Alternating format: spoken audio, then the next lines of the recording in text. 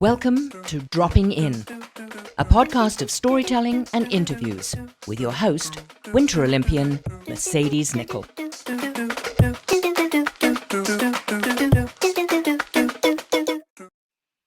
Thank you so much for dropping in today. This is the last episode of Series 6. Now, if you've been following along, you'll know I've talked to a lot of retired Olympians to see what it was like to be on the road. It's a lot of life on the road, living out of a suitcase. And this is our last series where I have a special guest that knows a thing or two about being on the road. He knows a lot of Team Canada's athletes as well. So let me introduce episode 59's guest that we will be dropping in with today.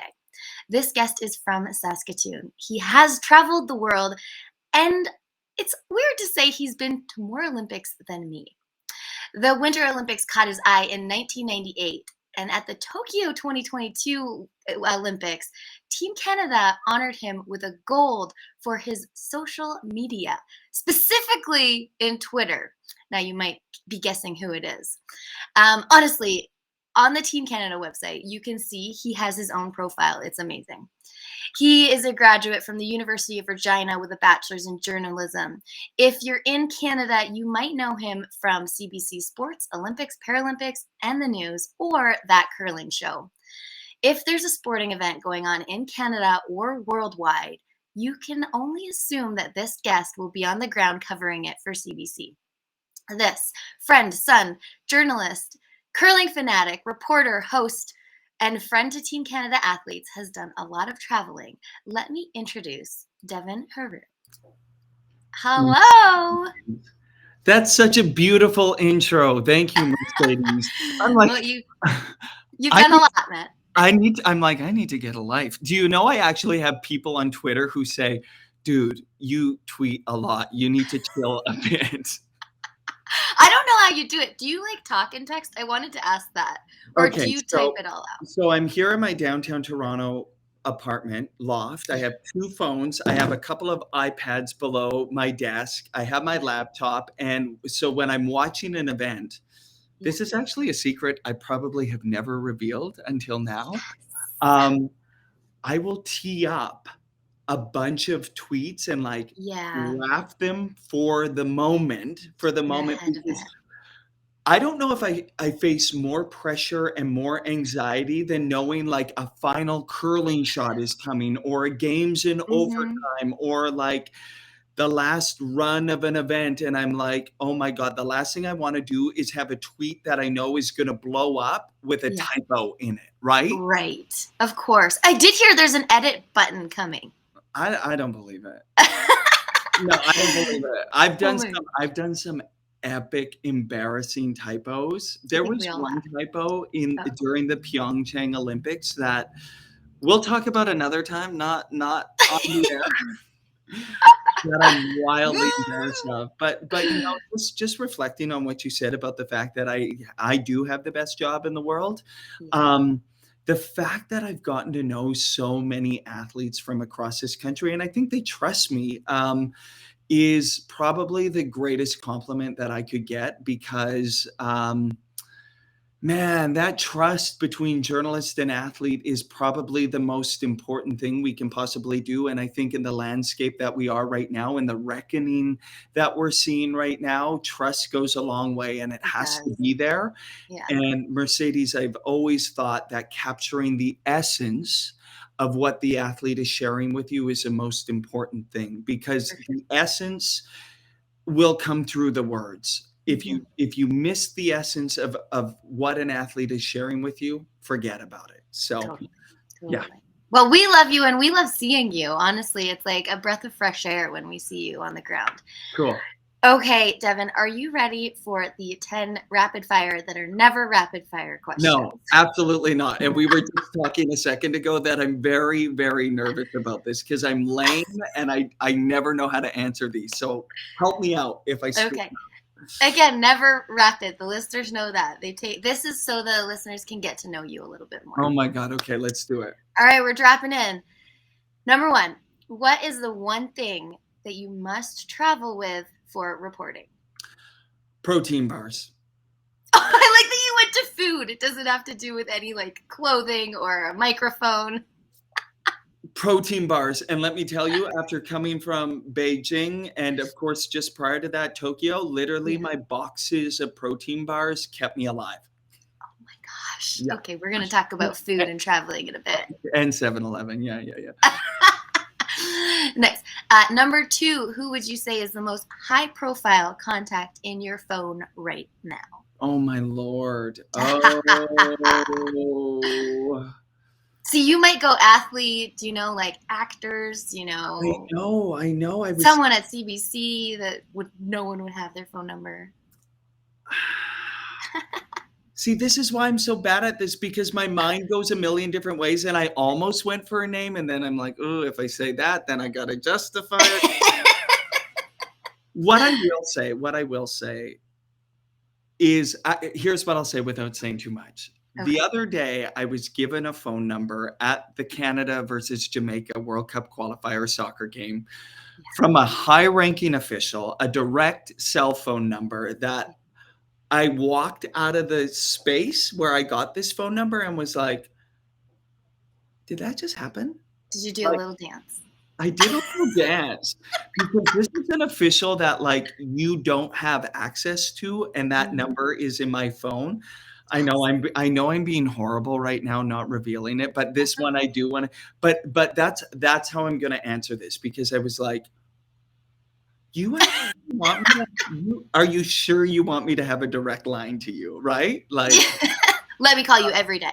But that being said, I have a ton of Olympic, Paralympic people in the sporting world, people in pro sport numbers, and almost every curler I have on speed dial. And I love that. I think that, we need to close the gap.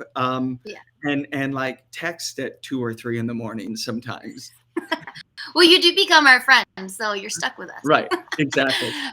All right, number 3, what is the top song or playlist that you might be listening to right now?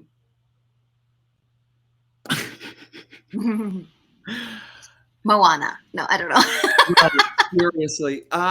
So I have a couple of songs that I like to start my day with, but I'm going to answer this because I think you might have been a part of it when we were at the Youth Olympics. Okay. When I'm at a games, to get me psyched up first thing in the morning, I listen to overtures, classical music, music that has a crescendo and drums and fires me up. But I listen to the theme song of Avengers. Oh, are you an Avengers fan? I'm not at all. Oh, dang. I totally am.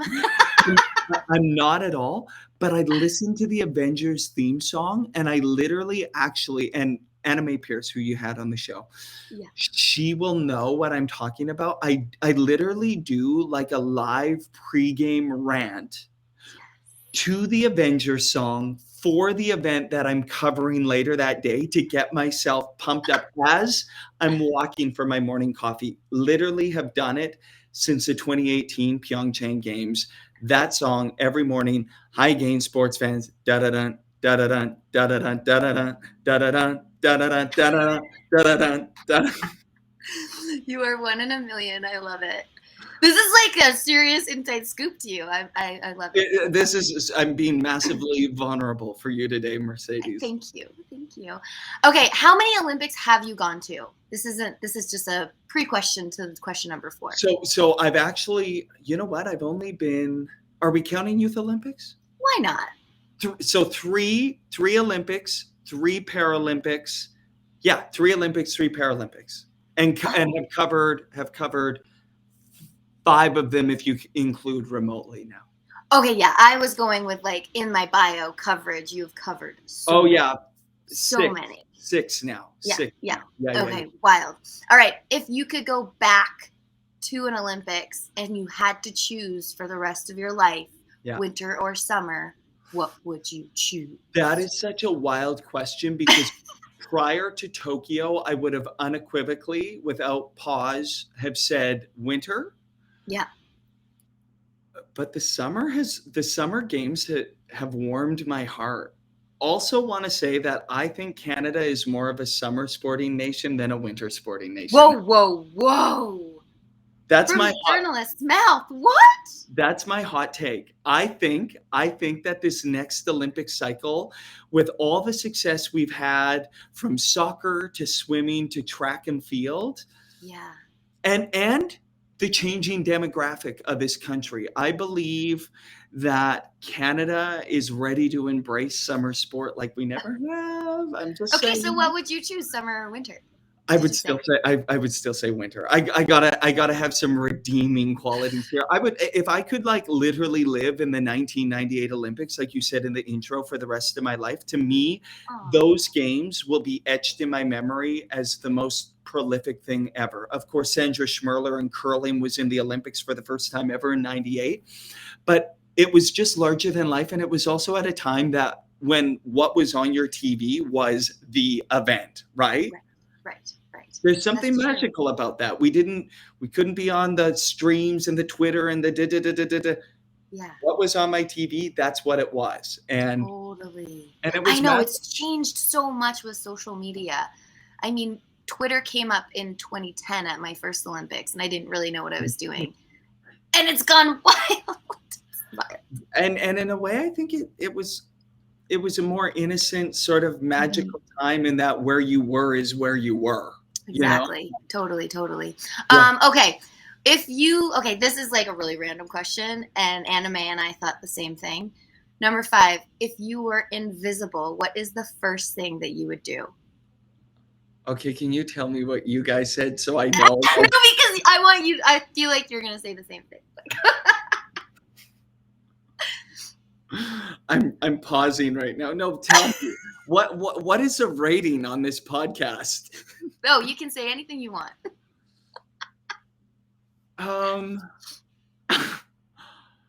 Oh God, my mind is going a million different I places.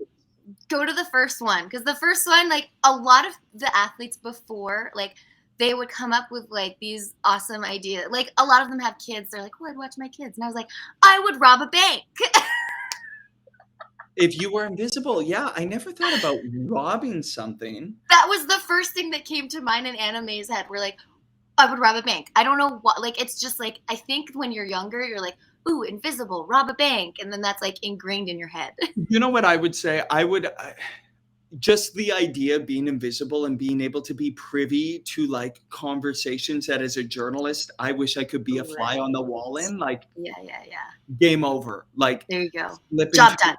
slip into a boardroom, slip into like a pregame chat, slip into like just to play.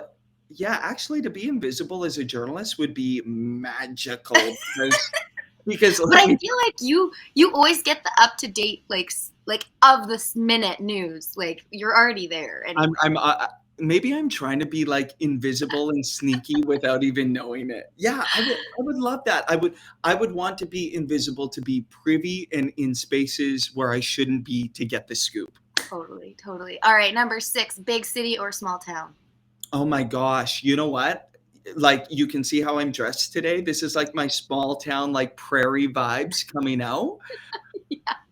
I think here's what I'll say. I think as I get older, I appreciate small town vibes more. Like, Mhm. I'm about to go on the road again to cover the swim trials in Victoria. And I actually booked a cabin in Port Renfrew that literally has no cell service. So I you're don't, not going to be tweeting. Everyone's going to think you're dead. I am putting out a disclaimer before I go. Like, Okay. so I think that's kind of what I'm yearning for, Mercedes, Small in my town. life. Living in Toronto, small town. Yeah, like downtown in the center of it all. I like being in the middle of it all, with the idea that like I can escape at any Yeah. point. So Understandable. yeah, I'm a complicated mix of big city and small town vibes at the same I time. respect that. Yeah. Sometimes you need a little bit of both anyways. You do. Okay, number 7, what's the biggest risk that you think you have taken so far? I know what it is. I was a full-time salaried reporter in Saskatchewan that could have been a lead reporter for CBC. I knew I wanted to be a part of sport, and I quit my salary pensioned gig and flew to Toronto without any guarantee of a job in November 2017. Walked into the CBC Sports boardroom and said, I have an idea of how I want to cover sport and how I want to cover curling and take a risk on me. And less than a year later, I was going to the Olympics to cover the games for CBC. Yeah. And let me tell you, at that time in my life, there were a lot of people that wanted to see me fail. I can honestly say that. No. Yeah, without getting too into it, because I know we're trying to keep it to time, but there were certainly people maybe that not wanted to see me fail, but didn't want to see me thrive. And haters gonna hate, and here I am, and I'm not going anywhere. I'm really proud of you. I think everyone Thank is. you. Everyone loves seeing you on TV. Whoever those haters are, beat it. Yeah, thank you. Number 8. If you were to do a sport, I mean, I feel like I know the answer to this. If you were to do a sport at the Olympics, which one would you choose? The default would be curling, for Right. sure. Right. If I couldn't do curling, what do I just marvel at? I mean, listen, like when I had a front row seat to those swimmers and those track athletes, like, does it mean I would get the body of those athletes if I were? Ooh, good question. I feel like I would do one of the summer sports too. Those athletes are specimens. Like out of all the athletes I look at, they look like superhuman people. So like to be that good at like one of the events that's just like God-given, like I can run this freaking fast or I can swim this freaking fast, to me is such a marvel. So I would say that. Okay. Wicked. Yeah. Number 9, what is the best way to travel? Not light.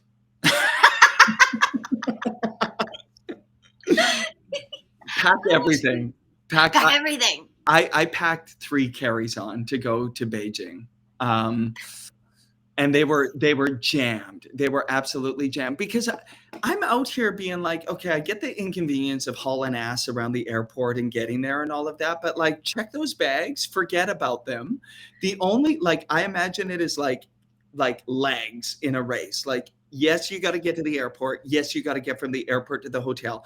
But once you're there, there's nothing worse than being on the road and looking in your closet and going, what the hell did I pack? Like, that's awesome. All right, number 10. What are the top 3 places that you have traveled? It doesn't have to be for work. It's just like top 3 ever. When I was in Morocco, specifically in Marrakesh, that is like an unbelievable place. Extra sensory overload, spellbinding. I spent time in Israel. Actually, I was in Bethlehem on Christmas Eve one time in my life, which was one of the most moving experiences. I actually walked from Old Jerusalem to Bethlehem on Christmas Eve. Spellbinding. And maybe a tie in my last place, if I can squeak into. I was in Italy in the Tuscan Valley for a friend's wedding on this UNESCO farm site, unbelievable mountainside, like would go back there in a heartbeat. And little known fact about me, I was a foreign reporter in Thailand based out of Bangkok for 8 months. Okay, I think I read that, but I didn't think it was true. I did that too. Okay. And living in Bangkok and just immersing myself in that world and being a reporter in Bangkok and all over Thailand was like one of the wildest experiences of my life. So yeah, I've been blessed. I have been blessed to be immersed in so many different cultures and experiences. Yeah. So funny. Okay, you finished the rapid fires. Just stop sweating. It's over. You did great. I took a long time. That was not rapid. I'm sorry. Don't worry. They my listeners know, they're never rapid. Sorry, guys. Yeah. No, but everyone got to know you better. That's the whole point. Cool. So let's just talk about being on the road. You said you pack a lot. You pack power bars. I guess your last trip, probably big trip, would have been the last Olympics. Beijing, yeah. And part of your show, you end up going to 7-Eleven, I think, and like trying different foods, or you just tweet about it. I don't know if this got into the show last time. Yeah, That was in Tokyo, and, like, going into Tokyo was, like, we were gonna have a 14-day soft quarantine where we could only go eat in places that were, like, in or attached to the hotel, and I started hearing that 7-Eleven was attached to our hotel, and, I'm imagining a 7-Eleven, like, in Canada where Right. you go in and there's a taquito that's been spinning on the hot grill for 7 Yeah. hours and, like, a Slurpee, and I'm like, "This is gonna be tragic," because here's the thing, people who actually know me know how picky I can be about my eating.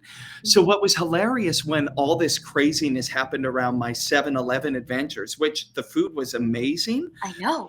but people who knew me were like, "I don't believe you're eating half the shit you're tweeting about," because but, like, really and truly, the food was amazing. I'm missing it to this day because it literally was like going into a grocery store. It was Yeah. open 24/7. The staff got to know me. I was having fried chicken, edamame chips, sushi, green Yeah. tea, ice cream, onigiri, like, whatever you want. And, Mercedes, the wild thing about it is, like, of course, I'm covering the Olympics and Paralympics and writing all these features. Yeah. Screw the journalism, screw the features. The thing people wanted every day was my tweet of what I Absolutely. was eating. And I it would literally, people were like staying up across Japan to see news outlets there were doing features on me. I was in every publication. Like, it was so bizarre. And as a journalist, like, I'm kind of like, I'm not the story here, people. Like, You became the story, though. But again, like I've traveled to Japan a lot, and honestly, when we're on the road there, 7-Eleven is the one-stop shop, save and my it's life. good. It's good. Saved my life. I wanna get back there. I need the konbini in Japan for sure. Yeah, yeah, Amazing. yeah. So let's just talk about when you do travel. Are you traveling by yourself? Do you have a full team with you? Like, what's the behind the scenes of CBC when you're going to report on something like the games? So, earlier in my career, it was like, "Devin, here's a couple phones, iPhones, here's a ring lamp, like, go do what you do. You're on your own." Okay. Which I gotta be honest with you was probably the most important thing for me in my career because I was just like a one-man band. I was writing features, I was doing television hits from my iPhone, I was doing World Report, CBC Radio from my iPhone, like, that those experiences, Mercedes, were invaluable for me because now that I'm at the point where I have a producer, there's a cameraman, camera operator, I'm like, wow, this is like I get to like just hold the mic and like do Yeah. this. And to this day, I have to pinch myself to be like, wow, this is amazing because having a team around you, as you know, Mhm. whether an athlete, a journalist, whatever it is in our lives, having a team around us is so crucial. And I got to say, just a shout out to the two people I worked with every single day in Beijing, Brad Coates and Michelle Aspero. Nice. I can honestly say it was the best professional moment and situation I've ever had in my career. And it really allowed me to be the best I could be. Because they were just so on top of everything, and I do not take that for granted For one bit. sure. That's Like, awesome. Yeah, you get that idea of like what it is to do it all by yourself, and then you get a team, and you're just like, "Am I in heaven? What's happening?" it was incredible. It was incredible, and I made sure I carried their equipment as much as I possibly could for it.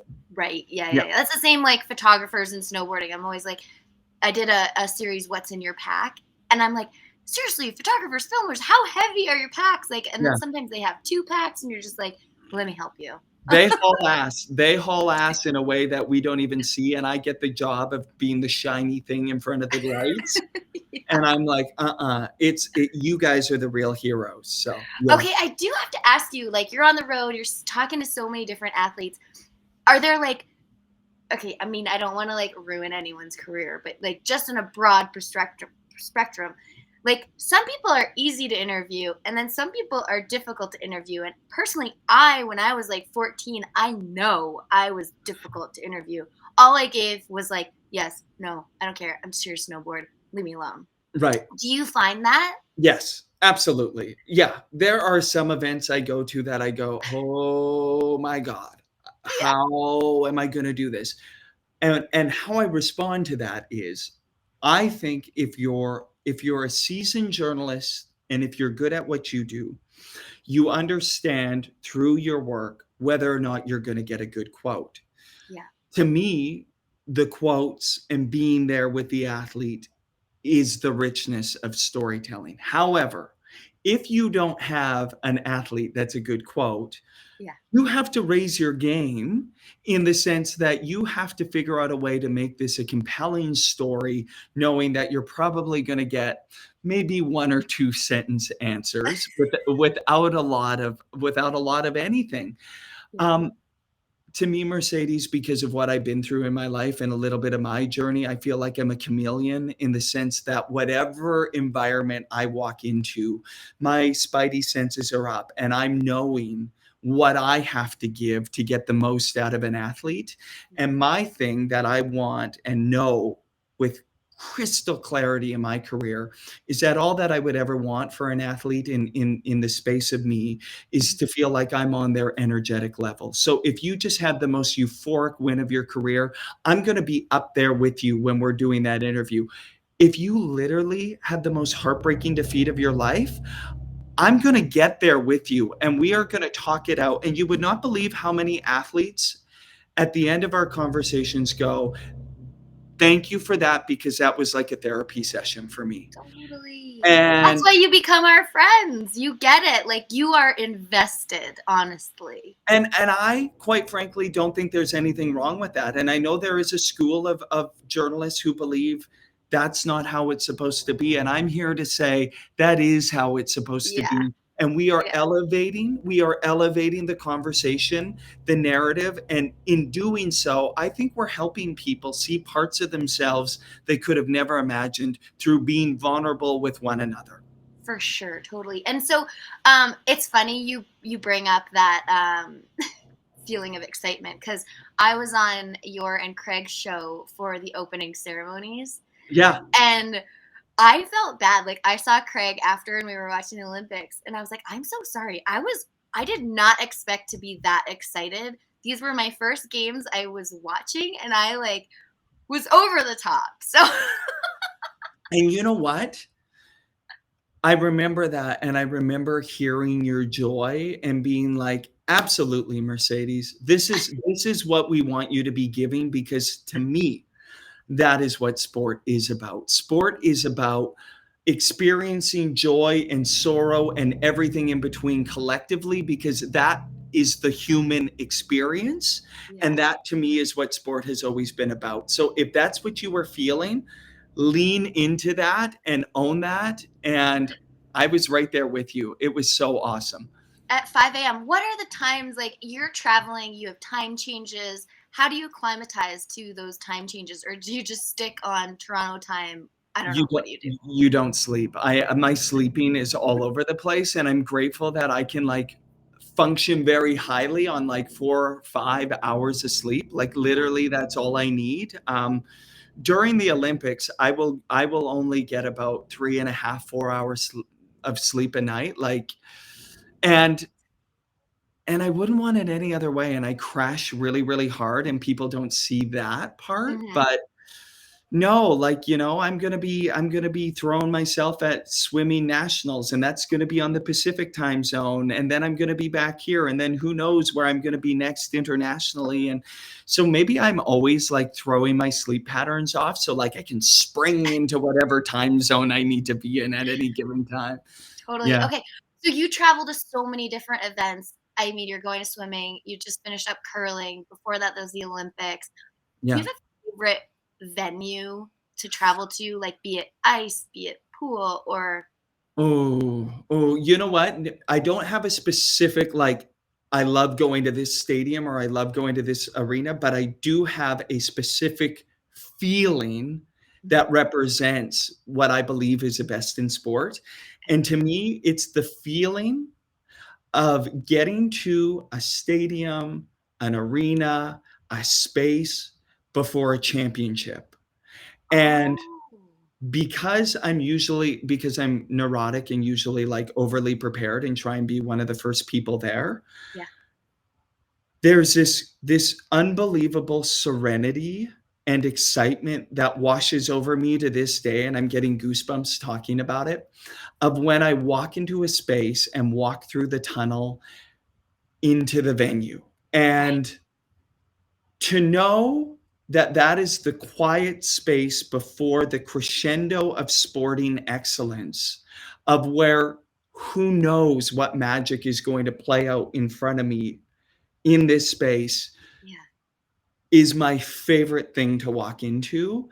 Ah, And the hardest thing for me in the pandemic has been walking into some of these spaces knowing that the electricity of what that moment could be has been lost, and now that fans are slowly able to get back into spaces yeah. and to see and to start feeling the buzz and the hum as you get closer to that event time, like, that's what I live for. That's so funny. No, I appreciate that because I've always been on the other side. I would have no idea about that kind of detail. Yeah, like I would imagine in a lot of ways it's probably the same as an athlete where you are going into the space knowing that your time to shine is going to play out on this hill or stadium or Yeah. arena. And for me to know, like, I have to pump myself up and know my words have to meet the moment. So it's game time, baby. Like that's how I get. Yeah. That's so cool. I do really appreciate that other perspective because when you're an athlete, you're like in the zone so much and you're just like focused on the task at hand that Yeah. most of the time you don't really like if you're actually focused enough, like in the half pipe, there's people up the wall. Like I shouldn't be able to hear those people. I shouldn't be able Right. to like understand what's going on there. Totally. Sometimes they peep in and you're like, you shouldn't Yeah. be saying that or like thank you. But you got these blinders on. So Totally. having that excitement from you and that's cool for the next well, I may be going to the FIFA games in Qatar. What? I'm thinking about it. Are you going over there? I don't know yet. Okay. We're still sort of mapping out what my sort of summer fall schedule is going to look like. Yeah. I'm kind of hoping I'm in Hungary in Budapest for the swimming world championships. Yeah. Also keeping my eye on athletic world championships in Eugene, Oregon. Commonwealth Games are in Birmingham, England in late July, early August, and then Qatar in November, and that is going to be insane. Like you just got to go. You just got to go. I think I'm in, yeah, my friend and I have a friend that lives there, so I might go visit. Oh, oh, oh! Right. I'll see you there. I'll see you Oh, there. yay! One of my favorite things to do at a stadium is try and find the people I know. Like at the Really? Olympics, it was always like my brother would like shine a light so that I would know where they were when we were coming in. That's like the most random thing, but I love that. Would you be able to find him? Yeah, yeah, always. I could always find him. Yeah. Oh, that's beautiful. I I know. love that. Okay, I do have a question about Qatar. Like I say Qatar, but you say Qatar. What? It You're the journalist. Honestly, I have heard it's said 4 different ways, and the Okay. most consistent I've heard is Qatar. So Okay. I I think I because my prefer parents are saying English. Qatar. Qatar sounds how I've always heard it, but, like, Yeah, I've been hearing Qatar, and I know, me too. I'm We're gonna gonna have have to to we're gonna get to the bottom of that one. I think it has to do with like the UK English in me that says Qatar, Qatar. says anyways, Um, so maybe I will see you there and I will like shine a light or like tweet you and be like, I'm over here. yes, I'm hoping to be there. I'm hoping to be there. I don't know who Amazing. they're gonna send, but, like, I'm definitely making a pitch to go for sure. Yes, I would Yeah. love that. Okay, I'm gonna pull up a couple photos here because this is actually how much fun we have together when we Oh, see each other on the ground. This is a photo from the oh, Youth Olympic Games, our last trip in I 2020, love and this. And it's such a good photo. It's you, me, and Anime Pierce. So the last of you to be on this episode. I also have a cool photo of you and Anime chit-chatting in Lausanne because we were. Do you remember that night? I do remember that night. It was a good time. We had good times. I love that you guys came up to St. Moritz. You got to see what that was like. I felt like we were the ugly stepchildren in St. Moritz, and then you guys were like, "It's amazing." You were out there slumming it in St. Moritz. One of the most beautiful places. Tough gig, Mercedes. But you've always been such a team player. I'll take one for the team anytime. What a bizarre and wonderful time that was. And really, that was actually the last international big sporting event before the pandemic. It really was January 2020, and that was it. I was going to say 2022. Everything's a time warp for me. But yeah, January 2020, and what a time we had. And I've been thinking a lot about those Youth Olympics and like how much of a pipeline it is to a stepping stone for the Olympics. And you're seeing a lot of those athletes, right? You saw many of those Where athletes. mine went. Natalie Corrales, she went to the Olympics from the Youth Olympics. I was like, I'm so proud. I'm so proud. Right. And so to me, now that I'm getting a little older in my career, it's a funny thing for me. It's a funny thing and beautiful thing for me to actually now get to cover athletes from the beginning of their career and watching them through, because I've talked a lot lately to athletes about sort of this different perspective they're bringing to sport. And I've always thought there are an incredible amount of parallels between how you perform in sport and how you show up in life. And I don't think we've talked about it enough, but finally, I feel like the conversation is gaining some steam in the light of everything we saw that happened in Tokyo with mental health conversations in sport. I just think we're getting real about the unattainable ideals of perfection that we expect from athletes. Yeah. And I think when we can start ripping away that and allowing athletes just to show up as they are, we're going to start to see a whole shift in sport. And I hope to be part of that in whatever way I can be, to create space for athletes to show up in their most authentic way. And I really think it's going to lead to inspiring performances as we move forward. Agreed. I mean, opening up that conversation, knowing you're not alone, chatting with others. That's what happened to me when I talked about, like, I didn't know what depression was, but I was in it. And that opening up that just understanding. And understanding that, we are role models, but we're not perfect. And moving on, everyone's got to be real. I love that. I appreciate that. Yeah.